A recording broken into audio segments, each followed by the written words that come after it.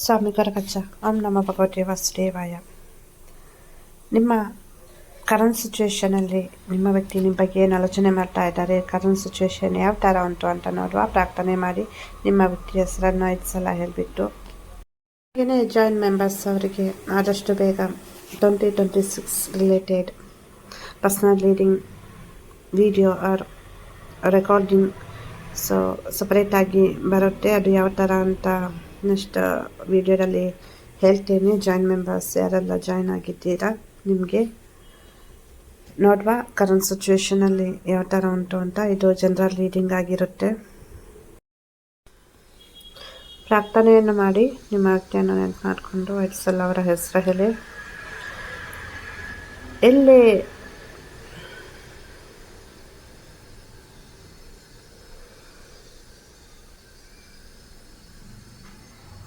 ಇಲ್ಲಿ ತುಂಬ ಆಲೋಚನೆ ಮಾಡ್ತಾ ಇದ್ದೀರಾ, ಅಥವಾ ಈ ಸಿಚುವೇಶನಲ್ಲಿ ನಿಮಗೆ ಹೆಲ್ಪ್ಲೆಸ್ ಅಂದರೆ ಯಾರು ಕೂಡ ನಿಮ್ಮ ಜೊತೆ ಇಲ್ಲದ ಥರ ಅನಿಸ್ತಾ ಉಂಟು ನಿಮಗೆ. ಇಲ್ಲಿ ನೀವು ಯಾರ ಜೊತೆ ಆದರೂ ಒಂದು ಮಾತನಾಡೋದು ಅಥವಾ ಹೆಲ್ಪ್ ತಗೊಳ್ಳೋದು ಆಗಬೇಕು.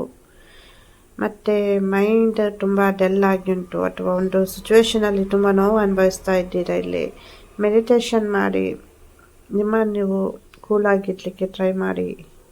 ಮನಸ್ಸಿನಲ್ಲಿ ತುಂಬ ಆಲೋಚನೆಗಳು ಬರುತ್ತೆ, ಏನೇನೋ ಆಲೋಚನೆ ಮೈಂಡ್ ಕೂಡ ಮಾಡುತ್ತೆ. ಬಟ್ ಇಲ್ಲಿ ಅತಿಯಾಗಿ ಆಲೋಚನೆ ಮಾಡೋದು ಯಾಕೋ ಇದು ನಿಮ್ಮದು ಮೆಂಟಲ್ ಹೆಲ್ತನ್ನು ಹಾಳು ಮಾಡುತ್ತೆ. ಹಾಗೆಯೇ ಫಿಸಿಕಲ್ ಆಗಿ ಕೂಡ ತುಂಬ ವೀಕ್ ಆಗಿದ್ದೀರಾ. ಇಲ್ಲಿ ನೀವು ತುಂಬ ನಿಮ್ಮ ವ್ಯಕ್ತಿಯ ಬಗ್ಗೆ ಆಲೋಚನೆ ಮಾಡ್ತೀರಿ. ಇಲ್ಲಿ ಕೆಲವರು ಬಿಟ್ಟು ಹೋಗಿರ್ಬೋದು, ಅಥವಾ ಸಪ್ರೇಷನಲ್ಲಿ ಇರ್ಬೋದು, ಅಥವಾ ಇಲ್ಲಿ ನಿಮ್ಮಿಬ್ಬರ ಮಧ್ಯೆ ಕ್ಲಾಶಸ್ ಆಗ್ತಾ ಉಂಟು, ಅಥವಾ ಬ್ಲಾಕ್ ಮಾಡಿರ್ಬೋದು. ಎಲ್ಲ ಒಂದು ಕಡೆಯಲ್ಲಿ ನೆಗೆಟಿವ್ ಶೇಡಲ್ಲಿ ಆಲೋಚನೆ ಮಾಡಬಾರ್ದು ಅಂತ ಅಂದ್ಕೊಂಡ್ರು ನೀವು ಅದನ್ನೇ ಆಲೋಚನೆ ಮಾಡ್ತಾ ಇದ್ದೀರಾ. ಟೈಮನ್ನು ಒಂದು ರೀತಿಯಲ್ಲಿ ತುಂಬ ನನ್ನ ಲೈಫಲ್ಲಿ ಏನೂ ಇಲ್ಲ, ಎಲ್ಲ ಕಳ್ಕೊಂಡ್ಬಿಟ್ಟೆ, ಅಥವಾ ನಾನು ಬಯಸಿದ್ದು ನನಗೆ ಯಾವುದೂ ಸಿಗಲ್ವಾ, ತುಂಬ ಕಷ್ಟ ಆಗೋ ಥರ ಜೀವನ ನಿಮ್ದು ಆಗ್ತಾ ಉಂಟು. ಹೌದಲ್ವಾ? ಇಲ್ಲಿ ಎಲ್ಲ ಇದ್ರೂ ಮನಸ್ಸಿಗೆ ನೆಮ್ಮದಿ ಇಲ್ಲ, ಖುಷಿ ಇಲ್ಲ. ನೀವು ಮಾಡುವಂತಹ ಕೆಲಸ ಇರ್ಬೋದು, ವರ್ಕ್ ಪ್ಲೇಸ್, ಜಾಬು ಅಥವಾ ಬಿಸ್ನೆಸ್ ಅಥವಾ ಸ್ಟಡೀಸ್ ಮೇಲೇನು ಕಾನ್ಸಂಟ್ರೇಷನ್ ಇಲ್ಲ.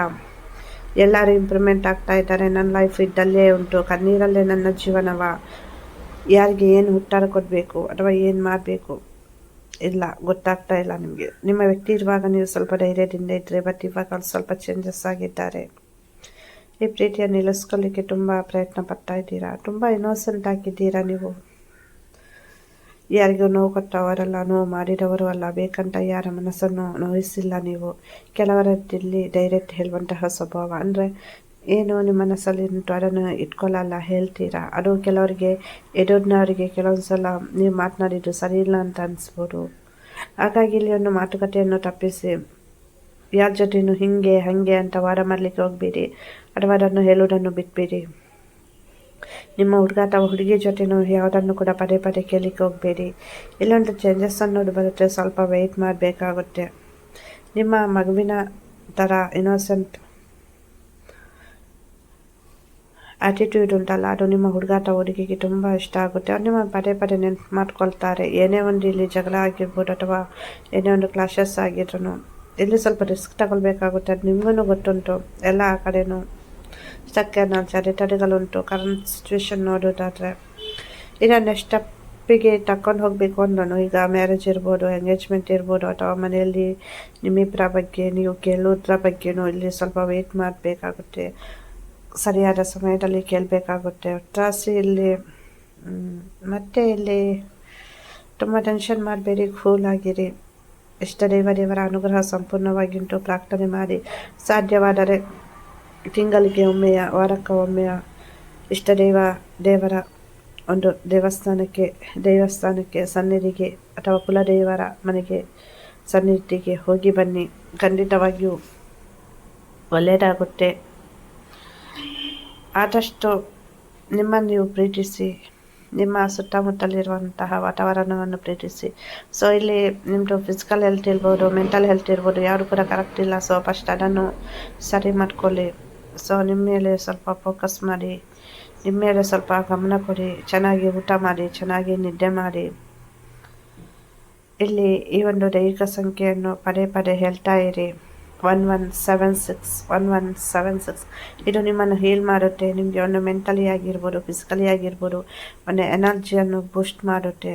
ನಾನು ಕೂಡ ಪ್ರಾರ್ಥನೆಯನ್ನು ಮಾಡ್ತೇನೆ. ಯಾರಿಗೆಲ್ಲ ಪರ್ಸನಲ್ ಪ್ರಾರ್ಥನೆ ಬೇಕು ಹೇಳಿ, ಧೈರ್ಯವಾಗಿರಿ, ಸಿಚುವೇಶನ್ ಇಂಪ್ರೂವ್ಮೆಂಟ್ ಆಗುತ್ತೆ. ಮತ್ತು ಇಲ್ಲಿ ಇನ್ನೊಂದು ವಿಷಯ ಹೇಳೋದಾದರೆ, ಯಾವುದಕ್ಕೂ ಅತಿಯಾಗಿ ಡೌಟ್ ಮಾಡೋದು ಅಥವಾ ತುಂಬ ಡಿಪ್ರೆಷನ್ಗೆ ಹೋಗೋದು, ಸ್ಟ್ರೆಸ್ ಮಾಡ್ಕೊಳ್ಬೇಡಿ. ಸಿಚುವೇಶನ್ಗಳು ಇಂಪ್ರೂವ್ಮೆಂಟ್ ಆಗಲಿಕ್ಕೆ ಸ್ವಲ್ಪ ಟೈಮ್ ತಗೊಳ್ಳುತ್ತೆ. ಇಲ್ಲಿ ಕೆಲವರಿಗೆ ಇಲ್ಲಿ ಥರ್ಡ್ ಪಾರ್ಟಿಯಿಂದ ಮನಸ್ಸಿಗೆ ನೋವಾಗುತ್ತಾರೆ. ತುಂಬ ಘಟನೆಗಳಾಗ್ತಾ ಉಂಟು. ಧೈರ್ಯವಾಗಿರಿ, ಯಾರು ಕೂಡ ನಿಮ್ಮವರಲ್ಲ ಅನ್ನುವಂಥ ಫೀಲಿಂಗ್ಸ್. ಇಲ್ಲಿ ಕೆಲವರಿಗೆ ಫ್ಯಾಮಿಲಿ ರಿಲೇಟೆಡ್ ಸಮಸ್ಯೆ ಕೂಡ ಆಗ್ತಾ ಉಂಟು. ಕೆಲವೊಂದು ಸಿಚುವೇಶನ್ಗಳು ನಿಮ್ಮನ್ನು ಒಂಟಿ ಮಾಡಿರ್ಬೋದು, ಯಾರು ನಿಮಗೆ ಇಲ್ಲ ಅನ್ನುವ ಒಂದು ಫೀಲಿಂಗ್ಸ್. ತುಂಬ ಅಂದರೆ ನಿಮ್ಮನ್ನು ತುಂಬ ಒಂದು ರೀತಿ ನೋವಿಗೆ ತಳ್ಳಿರಬಹುದು, ಅಥವಾ ನಿಮ್ಮನ್ನು ಒಬ್ಬಂಟಿಯಾಗಿ ನಿಮಗೆ ಒಂದು ಧೈರ್ಯ ನೀಡುವಂತಹ ಸಿಚುವೇಶನ್ಗಳು ಬಂದಿರ್ಬೋದು. ಬಟ್ ಇಲ್ಲಿ ನಿಮಗೆ ಒಂದು ನಿಮ್ಮ ಇಷ್ಟ ದೇವರು ಅಥವಾ ಡಿವೈನ್ ಏಂಜಲ್ಸ್ ನಿಮಗೆ ಸಪೋರ್ಟ್ ಮಾಡ್ತಾ ಇದ್ದಾರೆ. ಸೊ ಹಾಗಾಗಿ ಇಲ್ಲಿ ನೀವು ಅತಿಯಾಗಿ ಆಲೋಚನೆ ಮಾಡಲಿಕ್ಕೆ ಹೋಗಬೇಡಿ. ಏನು ಸಿಚುವೇಶನ್ ಬರ್ತಾ ಉಂಟು ಅದನ್ನು ಧೈರ್ಯವಾಗಿ ಎದುರಿಸಿ ಹ್ಯಾಂಡಲ್ ಮಾಡಿ. ಮತ್ತು ಮಾತನಾಡುವಾಗ ಸ್ವಲ್ಪ ಜಾಗ್ರತೆಯನ್ನು ವಹಿಸಿ. ಏನಕ್ಕಂದರೆ ಇಲ್ಲಿ ನಿಮ್ಮ ಮಾತು ಏನು ಹೇಳ್ತೀರಾ ಅದು ಎದುರಿನವ್ರಿಗೆ ಸ್ವಲ್ಪ ರಾಂಗ್ ಆಗಿ ಅನಿಸ್ಬೋದು. ಅಲ್ಲಿ ಪುನೊಮ್ಮೆ ಸಮಸ್ಯೆ ಆಗೋದು ಬೇಡ. ಸೊ ಒಂದು ನೋವಲ್ಲಿದ್ದೀರಾ, ಪುನೊಮ್ಮೆ ನೋವಾಗೋದು ಬೇಡ ನಿಮ್ಮ ಮನಸ್ಸಿಗೆ.